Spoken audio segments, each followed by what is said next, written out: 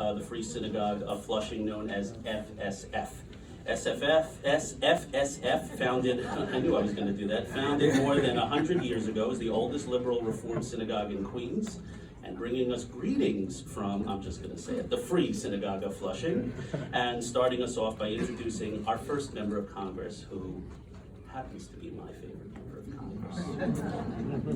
Congress. Its president and JCRC New York board member, Ed Schauder.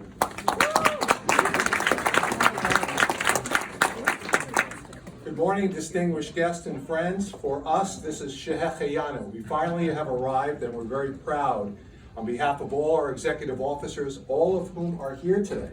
Elisa Davidson, Todd Harris, Mike Rosen, our executive director, Alan Brava, and our community director, Sux. It's easier to say it, I can't pronounce his last name. We welcome you, and we're thrilled, absolutely thrilled to sponsor this breakfast. We are 102 years old with an incredible history.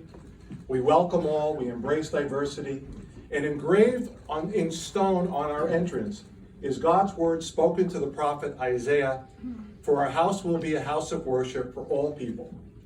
We're a small synagogue located in the center of Flushing, Queens. And Melinda once said when she spoke at Melinda Katz, our DA, former borough president, she once shared with that within a 10-mile radius, there are actually over 100 ethnically diverse communities. We're at the epicenter of the nation's most ethnically diverse community. Our vision is to become a cultural hub in Queens based on Jewish principles of love and tolerance. We invite you all to visit and allow us to host events that are meaningful and important to the community at our space. Sponsoring this magnificent breakfast is our coming out party. We're leaving the four walls, and by the way, I have to thank Michael Miller for coming up with this idea. Years ago, we started to talk about what we can do together, and look what's happened. Michael made a suggestion, well, if you're too small for people to come to you, bring an event to the people, and here we are. So this is a coming out party where we're going to partner with JCRC, UJA, and all of you to promote unity and bigotry, hunger, and hatred, and take proactive steps to practice tikkun olam, which means correcting the world, making the world a better place.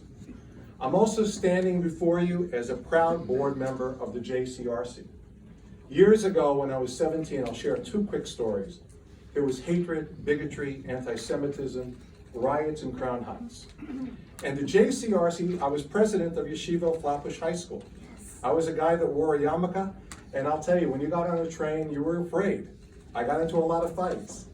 And there was a program where 15 Jewish students went with 15 African American students to the country to talk about racial relations. And I gotta tell you, that was a strange thing, but when we got together, it was something magical happened. We spoke, we got to know each other, we played football. Congressman Owen's son, Mitty, was my roommate, I remember. And just 10 years later, that inspired me to co-found an organization for every African-American baseball player that played before Jackie Robinson broke the color barrier.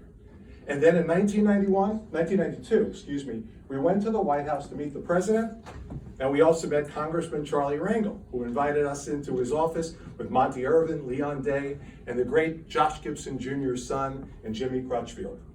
The second thing that happened that year is Senator Schumer we organized a debate, and Senator Schumer was one of the people that actually was in the debate.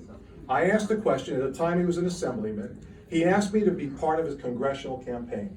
So I rode in Chuck Schumer's car with him. I remember in 1991, my mother actually said to me, only an idiot would be in the Hamptons during a hurricane. And there walked Chuck Schumer at King Cullen. I gave him the phone. He said, "Shirley, I heard you just called me an idiot." So that is why it is such an honor to be president of FSF and sponsors today's breakfast, and to work so closely with these amazing people, mentors, friends, all, Michael and Cheryl and all my fellow board members and such an incredible staff. They are everywhere. They do everything on a local and national level wherever there is bigotry, hatred, or any single problem. It doesn't just span our community, it's global. And Senator Schumer instilled in me at a very young age a sense of civic duty and also taught me a valuable lesson about politics, although he never warned me about how dirty and political synagogue politics could be.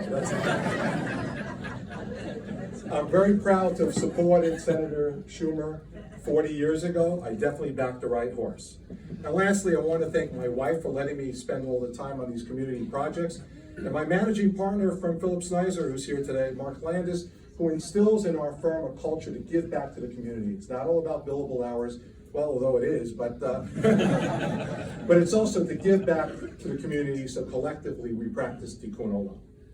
So with that, please welcome from New York's 6th District in Northeast Queens and Forest Hills, a member of the House Appropriation Committee, my Congresswoman, Grace May.